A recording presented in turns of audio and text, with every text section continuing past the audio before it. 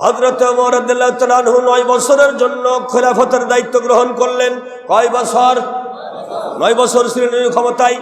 ইয়ারমুকের যুদ্ধে মুসলিম বাহিনী যুদ্ধ চলতেছে, খ্রিস্টানদের সঙ্গে রোমান বাহিনীর সঙ্গে যুদ্ধ চলতেছে। সাহাবাদের মধ্যে সবাই বলে, ওমর রে, চিন্তা করো না, খালিদ বিন ওয়ালিদ এমন একজন সেনাপতি, কোনোদিন দুনিয়াতে তাকে কেউ পরাজিত করতে পারে নাই। মনে হচ্ছে যেন আল্লাহর চাইতে খালিদ বিন ওয়ালিদের উপরে মানুষের তাওয়াক্কুল বেশি, মানুষের উপরে মানুষ তাওয়াক্কুল করতেছে। অথচ তাওয়াক্কুল করতে হবে কার উপরে? ভরসা করতে হবে কার উপরে? কেউ যদি কয় ভরসা করো, আমি সামনে এটা করে দেবো ওটা করে দেবো, আরে বেটা তোর উপর কিসের ভরসা? তোর জীবনেরই তো ভরসা নাই, তোর জীবন আল্লাহর হাতে। ভরসা করতে হবে কার উপরে?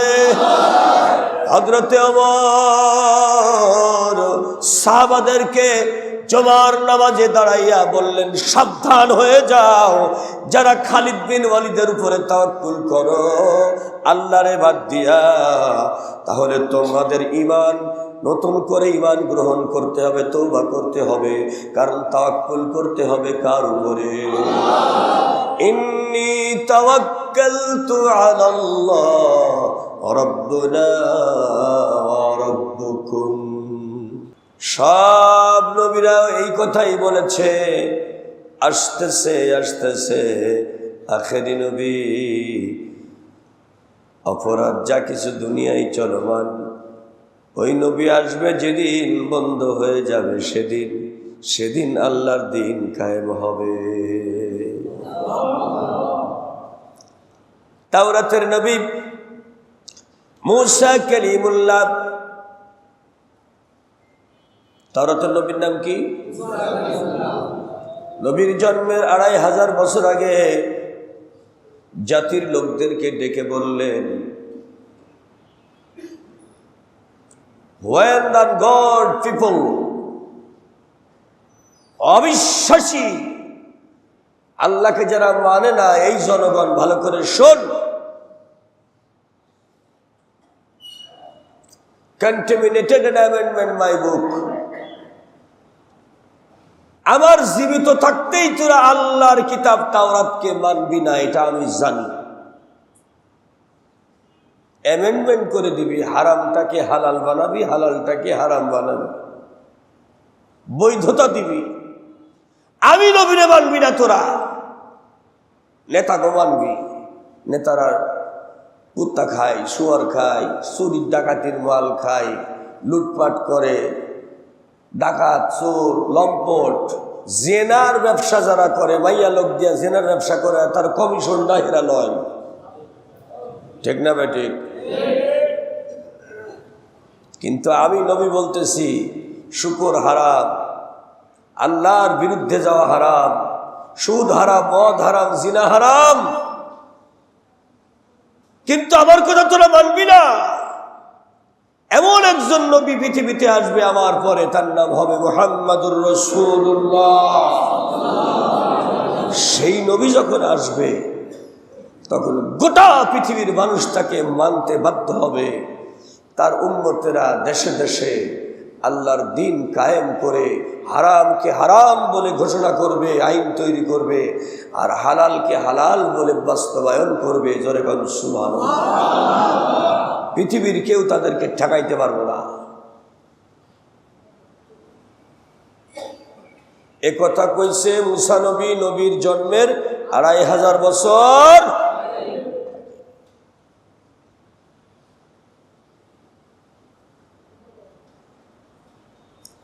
তার দিনকে কেউ মিটাইতে পারবে না,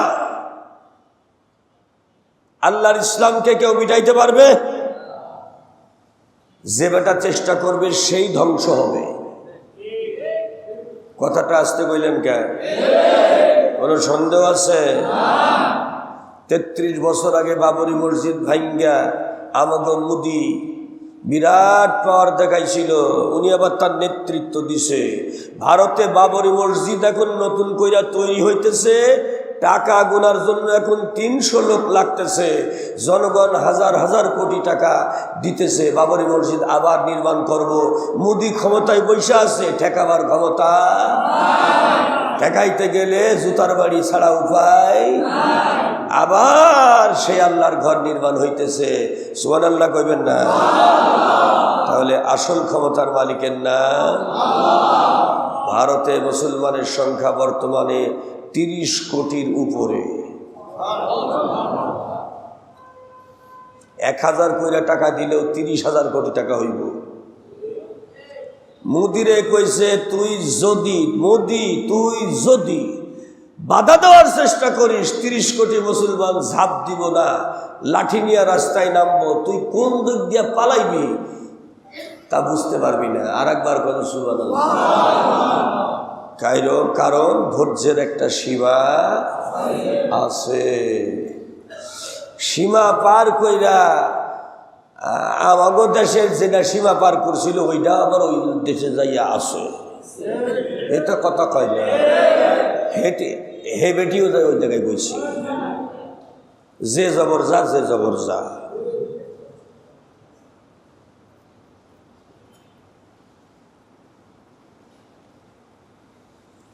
আল্লাহকে না থেকে বিশ্বাস করতে হবে। আল্লাহ আছে মাথার উপরে, সর্বময় ক্ষমতার মালিক। ক্ষমতার মালিক পুলিশ না, ক্ষমতার মালিক এমপি না, ক্ষমতার মালিক মন্ত্রী না, ক্ষমতার মালিক নেতা না। ধরে বলেন ঠিক কিনা? নেতাই যদি ক্ষমতার মালিক হইব জুতা হাতে করে দৌড় দিয়ে ফেলাই গায়ে, দৌড় দিয়ে ফেলাই নেতা। হাই রে নেতা, রে নেতা, কি ক্ষমতা! আসল ক্ষমতার মালিককে। এইটা আল্লাহ রাসূল শিক্ষা দিয়ে গেছেন। আসল ক্ষমতার মালিক আল্লাহু আলা কুল্লি শাইইন কাদির। আল্লাহ সব পারে, বান্দা পারে না। আল্লাহ সব পারে, বান্দা পারে না। খুব খেয়াল করতে হবে আপনাদেরকে, খুব খেয়াল করতে হবে। আমি অনেক ভাইবা চিন্তা করে একটা জিনিস দেখলাম। প্রেসিডেন্ট জিয়াউর রহমান রে আর্মিরা মারিয়া ফেলাইল, প্রেসিডেন্ট মুজিবুর রহমান রে আর্মিরা মারিয়া ফেলাইল। কথা কন না কে? আর্মিরাই তো মারছে, ইতিহাসে লেখা আছে আর্মিরা মারিয়া ফেলাইছে, আর্মি অফিসাররা মারছে। সে যত চক্রান্তক, যার চক্রান্তক যেভাবে হোক, গুলিটা চালাইছে কারা? আর্মিরা। একজনের নাম মুজিবুর রহমান, একজনের নাম জিয়াউর রহমান। একজনের কয় শহীদ প্রেসিডেন্ট জিয়াউর রহমান, আর একজনের শহীদ কইতে পারে না, কারণ নাই। কথা বল না, কারণ নাই। আল্লাহর উপরে অবিচল আস্থার বিশ্বাস, এই কথাটা মুছে দেওয়া হয়েছিল সংবিধান থেকে। জিয়াউর রহমান সাহেব এইটা লাগাইছে, আল্লাহর উপরে অবিচল আস্থা বিশ্বাস আর বিসমিল্লাহির রহমান রহিম, এই দুইটা কোরআনের আয়াতের প্রতি সম্মান দেখাইয়া। আল্লাহর প্রতি বিশ্বাস মানে ইমান। ধরে মানে আল্লাহর প্রতি বিশ্বাস মানে কি? বাংলাদেশের মানুষ ইমানদার, বাংলাদেশের মানুষ ইমানদার। কোনো কিছু করতে গেলে বিসমিল্লাহ বলে শুরু করবে। জোরে কোন সুবহানাল্লাহ। আমাদের দেশের নেতারা এটা ভুলেই গেছে। এই বেটি তো আল্লাহর প্রতি বিশ্বাস, এটা সংবিধান থেকে মুছাই দিছে, আর আল্লাহ ওর দেশ থেকে মুছা দিছে। ভাগ বেটা। এই জন্য আল্লাহর মায়ের দুনিয়ার মায়ের। দেখেন 100 কোটি হিন্দুর দেশ, মুসলমান 30 কোটি। জোর কইরা সিস্টেম কইরা আল্লাহর ঘর বাবরি মসজিদ ভাঙলো। 33 বছর পরে চাকা ঘুরে আবার জায়গায় আইছে। এ খেলা খেলে কে? আর তো জোরে কর না। আল্লাহর নবীরে বাড়ি ছাড়া ঘর ছাড়া কইরা ভিটা মাটি ভাঙ্গা আবু জাহেল আর আবু জাহেলের ফুলা ইকরামা, উতবা, শাইবা, মুগীরা, এরা নবীরে দেশ ছাড়া করছে। বদর হইল, উহুদ হইল, খন্দক হইল, ইয়ারমুক হইল, কত যুদ্ধ হইল, একটা যুদ্ধে মুসলমানদের সাথে পারে নাই। জোরে গান সুবহানাল্লাহ। মুমিনরা যুদ্ধ করছে কার উপরে ভরসা কইরা? আবু জাহেল ভরসা করছে জনশক্তির উপরে। আমার জনগণ আছে, আমার অস্ত্র আছে, এইটা দিয়ে আমি মাইরা ফাটাইলাম। কিন্তু আল্লাহ যদি মারে জনগণ ঠেকাইতে পারে? বদরের যুদ্ধে লাকাদ নাসরাকুমুল্লাহু বিবদরি ওয়া আনতুম আযিল্লাহ। আল্লাহু আকবার। বদরের যুদ্ধের পরে যে বন্দীগুলো বন্দী হইল, সেই বন্দীগুলো বলে, ওগো নবী, ৩১৩ জন অস্ত্র ছাড়া সাধারণ মানুষ খেজুরের ডাল, খেজুরের লাঠি, বাঁশের লাঠি, এইগুলো নিয়ে আপনার ৩১৩ জন ময়দানে সশস্ত্র যোদ্ধাদের সঙ্গে ১,০০০ যোদ্ধার সঙ্গে মোকাবেলা করলেন। কিন্তু সবুজ পাগড়ি পরিয়া, আগুনের চাবুক নিয়া নিয়া, আকাশের উপরে ঘুরে ঘুরে যারা নাকমুখ পেঁচাইয়া বাড়ি দিয়া আমাদের বড় বড় সেনাপতিদেরকে ফেলাইয়া দিল ময়দানে, তারা কই? তাদেরকে তো দেখি না। ওরা কারা? আল্লাহর বাহিনী। জোরে বলেন সুবহানাল্লাহ। এরা কারা? কই থেকে নামছে? আসমান থেকে। ইনতাসবিরু ওয়া তাত্তাকু ওয়া ইয়াতুকুম মিন ফাওরি হাযা ইউমদিদকুম রাব্বুকুম। যদি ধৈর্য ধারণ করো আর যদি সবর করো, তাকওয়ার উপরে যদি থাকো, ৩,০০০ মিনাল মালাইকাতি মুনজালিন, তোমার জন্য আমি আল্লাহ ৩,০০০ আসমানি বাহিনী পাঠাইলাম। চিন্তার কারণ নাই। জোরে বলেন মারহাবা। ধৈর্য ধারণ করো, সবর করো। আসমানি বাহিনী এখনো আছে না নাই? এখনো আছে না নাই? কাদের জন্য আল্লাহর আসমানি সাহায্য আসবে? আল্লাহ বলছে,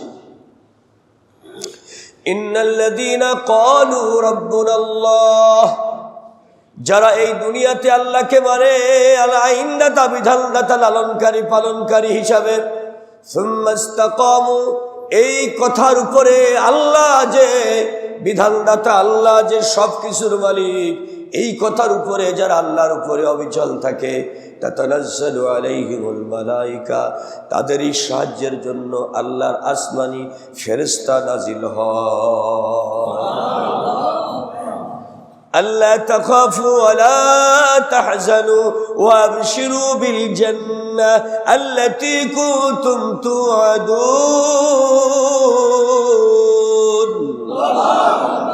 আমি আল্লাহ ওয়াদা দিচ্ছি তোমাদের জন্য জান্নাত, যদি তোমরা এই ইস্তেকামাত থাকতে পারো। তাতানাজ্জালু আলাই, আমি নাজিল করব তোমাদের উপরে আমার আসমানের ফেরেশতা। এই আয়াত কি রহিত হয়ে গেছে না চালু আছে? এটা কথা কয় না। আপনি মনে করেন না যে আল্লাহ পাক রব্বুল আলামিন হেফাজতকারী নয়? আর একবার বলেন সুবহানাল্লাহ। ইতিহাস তৈরি হয়, আল্লাহ যা ঘটায় ওইটা ইতিহাস হয়ে যায়। কথা কন না কেন? নিউ ইয়র্কের বুকে পেন্টাগন, নিউ ইয়র্কের বুকে হোয়াইট হাউস, যেখানে বৈশা হাজার হাজার বিলিয়ন ডলার মুসলমান মারার জন্য বাজেট দেওয়া হয়, সেই নিউ ইয়র্ক সিটির মেয়র নির্বাচিত হইল মুসলিম, কোরআন পালন জাননেওয়ালা, নামাজি, পাক্কা মুসলমান মোহাম্মদ মামদানি। আর একবার কন সুবহানাল্লাহ।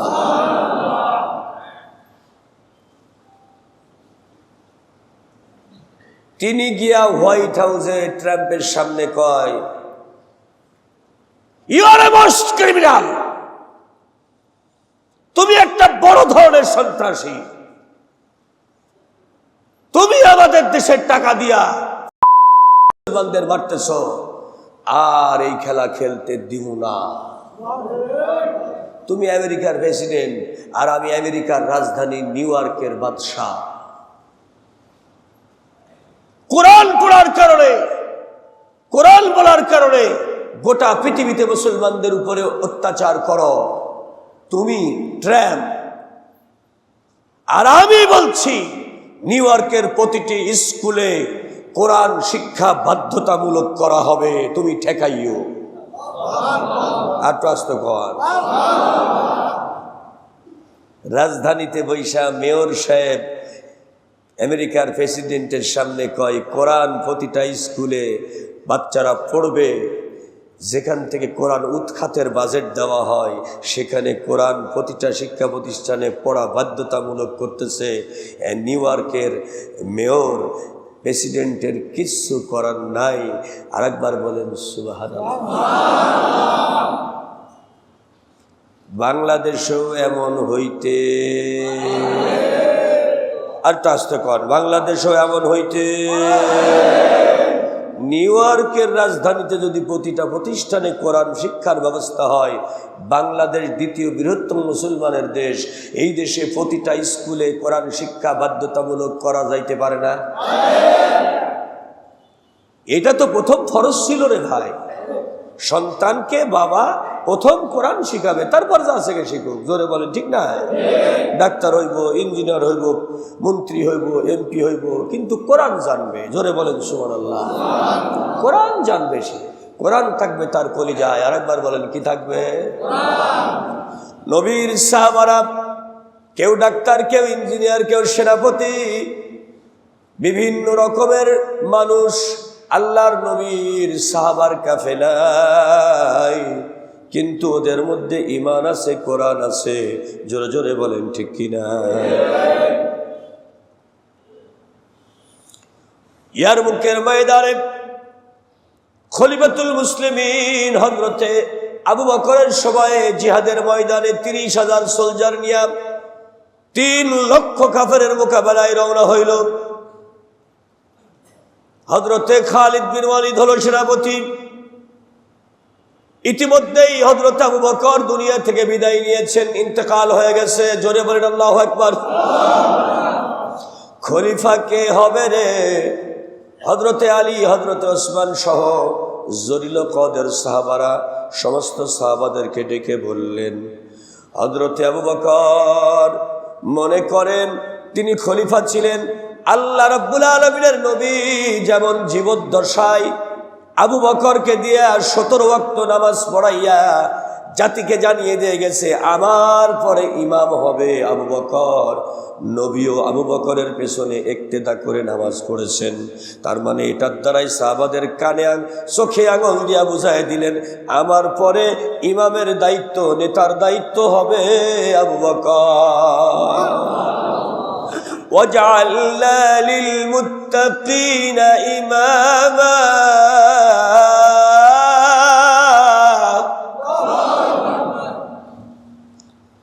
তোমাদের মধ্যে সবচাইতে মুত্তাকি সিদ্দিক আকবর, সে হবে আমার পরে, তোমাদের দায়িত্ব গ্রহণ করবে। জোরে বলেন সুবহানাল্লাহ। আল্লাহর কোরআন وَجَعَلْنَا لِلْمُتَّقِينَ إِمَامًا, মুত্তাকি পরহেজগার হবে, জাতির দায়িত্বশীল, চোর নয়, প্রতারক নয়। মুসলিম জাতির দায়িত্বশীল কে হবে? মুত্তাকি। এ কথা কে বলেছে? আল্লাহ বলেছে। কোরআনের মুখ আছে, এই কথাটা কার? ওয়াজআলনা লিলমুত্তাকিনা ইমামা। আপনারা তো মনে করেন ইমাম সাহেব খালি যাই নামাজের নেতা, আসলে সমাজের নেতাও হলো ইমাম। সমাজের মূল নেতাকে ইমাম যেটা বলবে সেটা কোরআনের বাইরে বলতে পারবে না, এজন্যই ইমাম হলো নেতা। আরেকবার বলেন সুবহানাল্লাহ। বাবা রে বাবা, একটা ইমাম সাহেব নিয়োগ করতে গেলে সেই ইমাম সাহেবরে উল্টাইয়া পাল্টাইয়া শীত কইরা কাজ কইরা কত কায়দায় টেস্টও করা লাগে। কতক্ষণ না কি করা লাগে? টেস্ট। ইমাম সাহেব নামাজ ঠিক মতো পড়ে কিনা, কোরআন ঠিক মতো জানে কিনা, হাদিস ঠিক মতো জানে কিনা, ইমাম সাহেবের তাকওয়া পরহেজগারি ঠিক আছে কিনা, এর বউ পর্দা করে কিনা, ইমাম সাহেব সিনেমা দেখে কিনা, কথা কর না কে?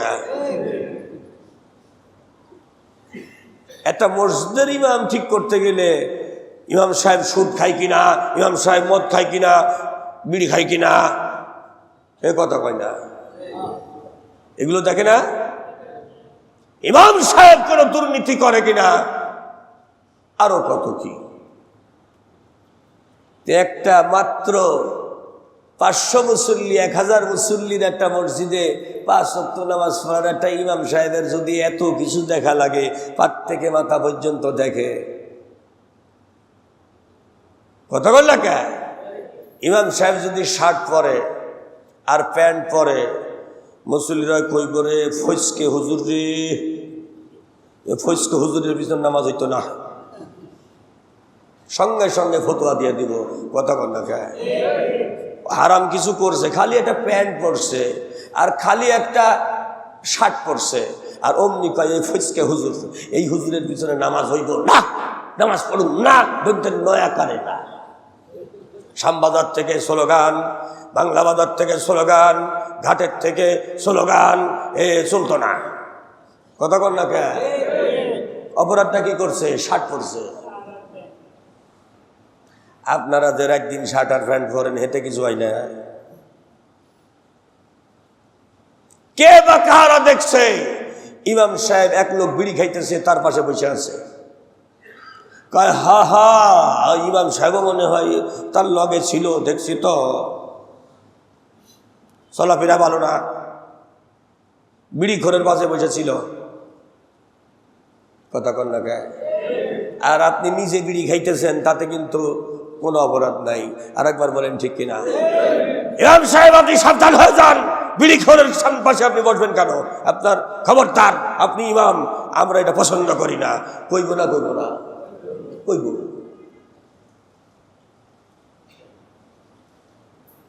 সবাই যেটা করবে ইমাম সাহেব এটা করতে পারবো না। আসলে কথা ঠিক, অপরাধ করে নাই, কথাগুলো অবশ্যই ঠিক, কিন্তু যাই নামাজের 5 ওয়াক্ত ইমাম, 5 মিনিটের ইমাম, তার জন্য যদি এত কিছু দেখা লাগে, গোটা দেশের জাতির ইমাম যারা হবে তাদের ব্যাপারেও এটা জরিপের দরকার আছে না নাই?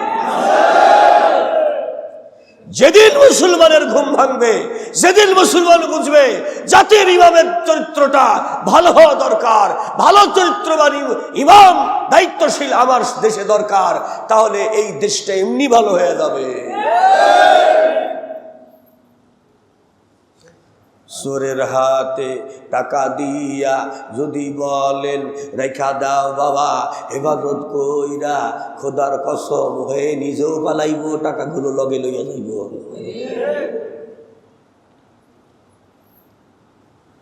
আর যদি মুত্তাকি হয়, পরহেজগার হয়, সোনার ব্যাগ ভর্তি সোনা যদি দেন, ওর ঈমান ওকে বলবে সাবধান, ওই দিকে তাকাইও না। এজন্য ঈমান হলো মানুষের পাহারাদার। ঈমানটা কি? আরো জোরে বলেন। মানুষকে পাহারা দেয় কিসে? ঈমানে, তাকওয়ার কারণে। ঈমানে পাহারা দেয় মানুষকে। পুলিশ দিয়া পাহারা দেয়, চান্স পাইলে পুলিশেও ডাকাতি কইরা মাইরা নেয়, এটা কথা কয় না। আমার গাড়ি রাস্তায় থামাইয়া কতবার টাকা নিছে, তাই আমি কিছু কই নাই। কই দিয়া দে, কই হুজুর সবই তো ঠিকঠাক আছে, কাগজপত্র, লাইসেন্স, ইন্স্যুরেন্স সবই তো ঠিকঠাকই আছে, তো 200 টাকা দেন। এটা কথা কয় না। সব ঠিকঠাক থাকার পরও 200 টাকা দেন। জাতির পাহারাদার রাষ্ট্রীয় পোশাক গায়ে পরে 200 টাকা ঘুষ চাইতেছে, নাহলে গাড়ির সামনে দাঁড়ায় আছে, 200 টাকা দেন। আমি বললাম যে জাতীয় ভিখারি কমিটির সদস্য দিয়ে দেয়।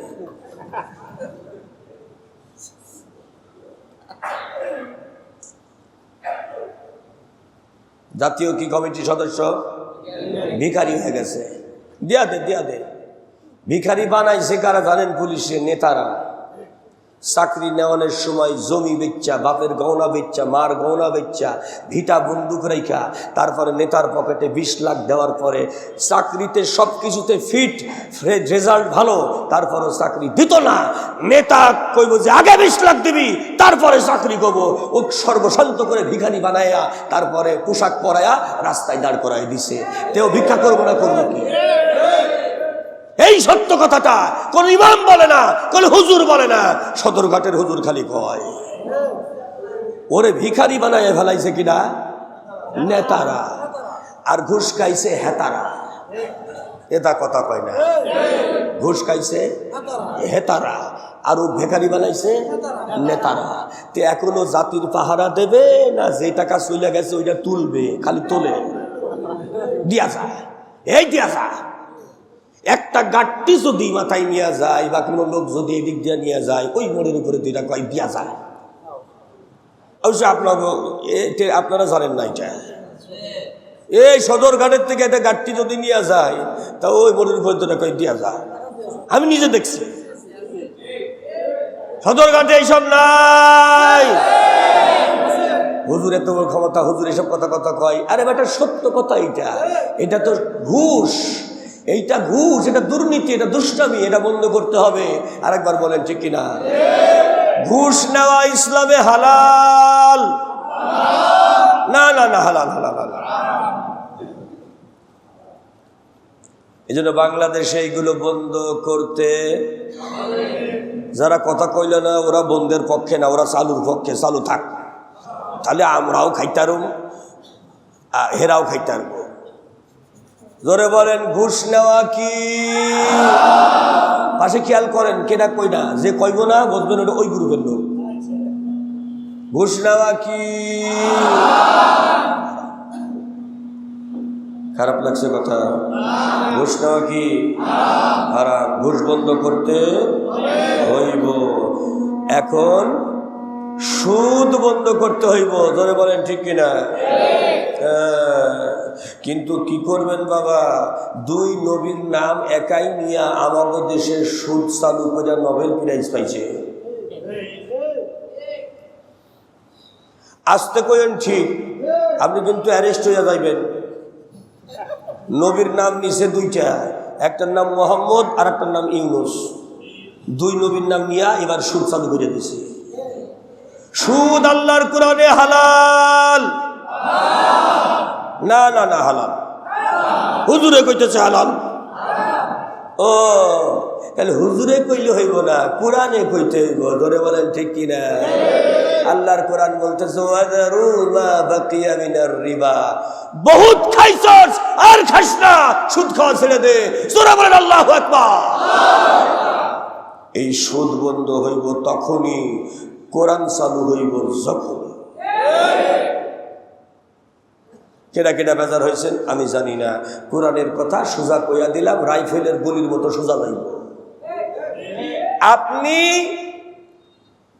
আমাকে বাইরে ভালাইতে পারেন, আমার চাকরি খাইয়া ভালাইতে পারেন, কিন্তু আমার ইমান নিতে পারবেন না, আমার ইমানটা নিতে পারবেন না। জোরে বলেন সুবহানাল্লাহ। মরবই তো ইমানটা লগে নিয়েই মরবো। জোরে বলেন আল্লাহু আকবার। মরবো যখন ইমান সাথে নিয়ে মরবো, বেঈমান হয়ে মরতাম না, দুনতেন নয়া করে না। জোরে বলেন ঠিক কিনা? এখন হযরতে খলিফাতুল মুসলিমিন হযরতে ওমর রাদিয়াল্লাহু তাআলা আনহু 9 বছরের জন্য খেলাফতের দায়িত্ব গ্রহণ করলেন। কয় বছর? 9 বছর ছিলেন ক্ষমতায়। ইয়ারমুকের যুদ্ধে মুসলিম বাহিনী যুদ্ধ চলতেছে, খ্রিস্টানদের সঙ্গে রোমান বাহিনীর সঙ্গে যুদ্ধ চলতেছে। সাহাবাদের মধ্যে সবাই বলে, ওমর রে চিন্তা করো না, খালিদ বিন ওয়ালিদ এমন একজন সেনাপতি, কোনোদিন দুনিয়াতে তাকে কেউ পরাজিত করতে পারে নাই। মনে হচ্ছে যেন আল্লাহর চাইতে খালিদ বিন ওয়ালিদের উপরে মানুষের তাওয়াক্কুল বেশি, মানুষের উপরে মানুষ তাওয়াক্কুল করতেছে। অথচ তাওয়াক্কুল করতে হবে কার উপরে? ভরসা করতে হবে কার উপরে? কেউ যদি কয় ভরসা করো, আমি সামনে এটা করে দেবো ওটা করে দেবো, আরে বেটা তোর উপর কিসের ভরসা? তোর জীবনেরই তো ভরসা নাই। তোর জীবন আল্লাহর হাতে, ভরসা করতে হবে কার উপরে? হযরতে ওমর সাহাবাদেরকে জুমার নামাজে দাঁড়াইয়া বললেন, সাবধান হয়ে যাও, যারা খালিদ বিন ওয়ালিদের উপরে তাওয়াক্কুল করো আল্লাহরে বাদ দিয়া, তাহলে তোমাদের ঈমান নতুন করে ঈমান গ্রহণ করতে হবে, তওবা করতে হবে, কারণ তাওয়াক্কুল করতে হবে কার উপরে? ইন্নী তাওয়াক্কালতু আলাল্লাহ রাব্বুনা ওয়া রাব্বুকুম। হযরত ইব্রাহিম খলিলুল্লাহকে যখন আগুনে ফেলায়, জিবরিল আমিন এসে বলে, আমাকে আপনি আমার উপরে ভরসা রাখতে পারেন, আমি আগুন নিভিয়ে দিতেছি। আল্লাহর নবী বলে, সাবধান, আমি আল্লাহর খলিল ইব্রাহিম, সরে যাও, এখানে আমার আল্লাহর সঙ্গে আমার ঈমানের খেলা চলতেছে। ইন্নী তাওয়াক্কালতু আলাল্লাহি রাব্বুনা ওয়া রাব্বুকুম, সেই আল্লাহর উপরে আমি তাওয়াক্কুল করি রে, যে আল্লাহ তোরও রব আমারও রব, তুই ফেরেশতা আর আমি মানুষ, আমাকে মানুষকে সেজদা দিছে ফেরেশতা, আমাকে সাহায্য করতে আসতে তোকে বলছে কেনা? আমার আল্লাহ কি দেখে না? আল্লাহ কি শোনে না? আমার মাওলায় আমার জন্য যথেষ্ট, তোকে লাগবে না, গেট আউট। আর আস্তে কর, গেট আউট। জিবরাইল আমিন আসছো, তুই জিবরাইল সাথে কি হয়েছে? আমার আল্লাহ আমার জন্য যথেষ্ট, তোকে লাগবে না, গেট আউট। আমার ইমানের পরীক্ষা নিতে আইছো। আমার ঈমান আল্লাহর উপরে, আমার তাওয়াক্কুল আমার আল্লাহর উপরে। আর একবার বলেন আল্লাহু আকবার। আমার ঈমান কার উপরে?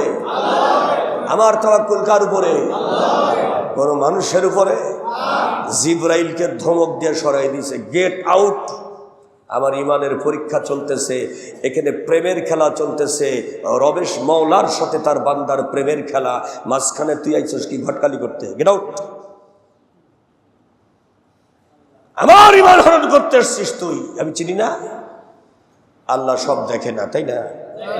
আল্লাহ চোখে কম দেখে, এই জন্য মাঝখানে চশমা লাগবে নাকি?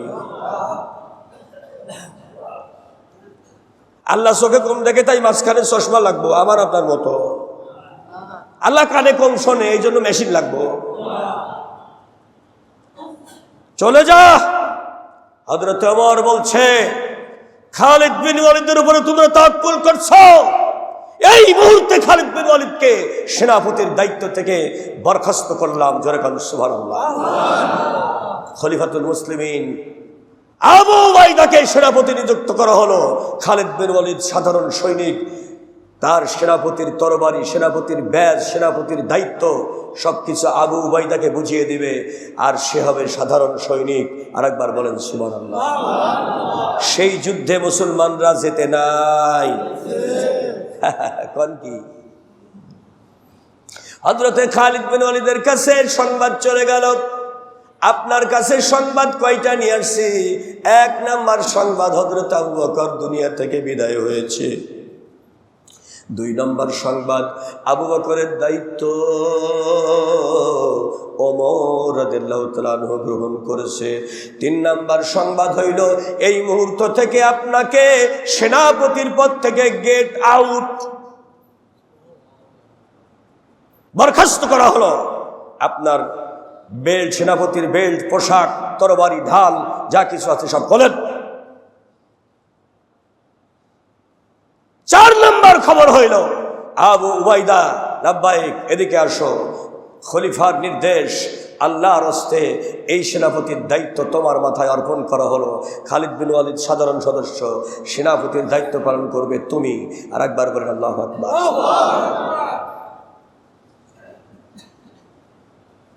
দিস ইজ দ্য ইসলাম। আজকেও দেখলাম মিরপুর থেকে আসার সময় কোন এক নেতাই নমিনেশন পায় নাই, তার জন্য দল বল নিয়ে মিছিল করতেছে, আমারে দিল না কে, আমি বিরাট ক্ষমতাবান, আমি মানব না, মানব না, এইসব কইতেছে রাস্তাবদ্ধ কইরা। আরে বেটা, দিছে দায়িত্ব যারে, দলের থেকে তুই আর ধৈর্য ধারণ কর, তোর আল্লাহ তোর কপালে রাখে নাই, তোরে দেয় নাই, পরে পাবি। জোরে বলে ঠিক কিনা?